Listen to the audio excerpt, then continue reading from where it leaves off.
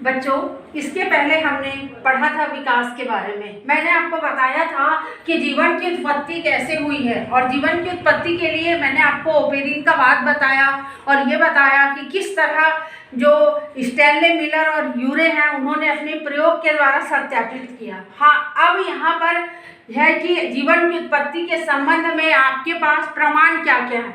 तो हमारे पास प्रमाण है ये पक्षी आर्कियोप्टेरिस। आर्कियोप्टेरिस एक पक्षी है। ये ऐसा पक्षी है, इसे हम जीवाश्म कहते हैं। और आपको मालूम है जीवाश्म का मतलब क्या होता है? जीवाश्म का मतलब होता है कि ऐसे जीव जो प्राचीन समय में इस पृथ्वी पर थे पर अभी नहीं है, लेकिन जब हम उनका अवशेष देखो, ये जो आर्कियोप्टेरिस है इसका जीवाश्म 140 मिलियन वर्ष पुराना है। 140 मिलियन वर्ष पूर्व ये आर्कियोप्टेरिस नाम का पक्षी इस पृथ्वी पर था। इसको सन 1861 में एंड्रियास वेगनर नामक वैज्ञानिक ने, किस वैज्ञानिक ने? एंड्रियास वेगनर नामक वैज्ञानिक ने इसको खोदा, प्राप्त किया। और जब इस पक्षी को निकाला गया जीवाश्म के रूप में, तो चट्टानों पर इसकी जो आकृति निर्मित हो गई थी, उस आकृति से देखने से क्या पता चला कि इसके अंदर सरीसृप और पक्षी दोनों के लक्षण है। देखो, एवीज पक्षी के वर्ग को बोलते हैं, इसमें समस्त पक्षी आते हैं। और रेप्टाइल्स सरीसृप, इसमें जितने सरीसृप है रेंगने वाले, जैसे कि छिपकली, सांप, मगरमच्छ, ये सब इसके अंदर आते हैं सरीसृप रेप्टाइल्स के अंतर्गत। तो इस आर्कियोप्टेरिस नामक पक्षी में सरीसृप और पक्षी दोनों का गुण था। तो इसलिए हम बोलते हैं कि ये जो है सरीसृप और पक्षी के बीच संयोजी कड़ी है। जैसा कि मैंने आपको बताया था कि संयोजी कड़ी एक और है हमारे पास, जैसा कि युगलीना।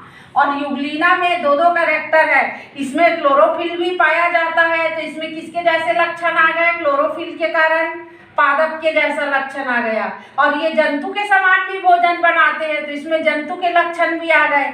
अब आप इसको क्या बोलोगे युगलीना को? कि ये पादप और जंतु के बीच संयोजी कड़ी है।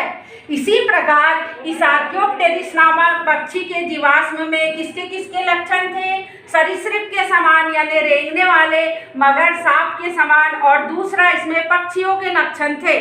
तो इसलिए हम इसे संयोजी कड़ी कहते हैं। किसके बीच? सरीसृप के बीच और पक्षियों के बीच। और एग्जाम में अगर आएगा कि हम इसे संयोजी कड़ी क्यों कहते हैं, तो आपको ये लक्षण लिखना पड़ेगा। अब आप इसके लक्षण देखिए कि इसमें सरीसृप के कौन कौन से लक्षण आए। सबसे पहला, सरीसृप की जो अस्थियां होती है वो वायु रहित होती है, अर्थात उसमें छिद्र नहीं होता। तो इसकी भी अस्थियां किसके समान थी? सरीसृप के समान। इसकी कशेरुका जो थी, कशेरुका यानी वर्टिबल कॉलम, जो आपका कशेरुक दंड होता है यानी कि रीढ़ की हड्डी।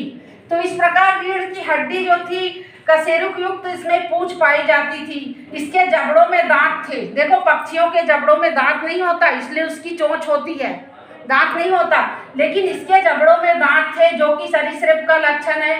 इसके शरीर पर सल्क थे। आपने सांप को देखा होगा, ऊपर उसको सल्क बोलते हैं, ऐसे ही इसके शरीर पर सल्क था। मेटाकार्पल्स स्वतंत्र था। मेटाकार्पल्स का मतलब होता है बेटा, जो हड्डियां होती है हाथ की, है ना, उसको हम मेटाकार्पल्स बोलते हैं, वो स्वतंत्र था।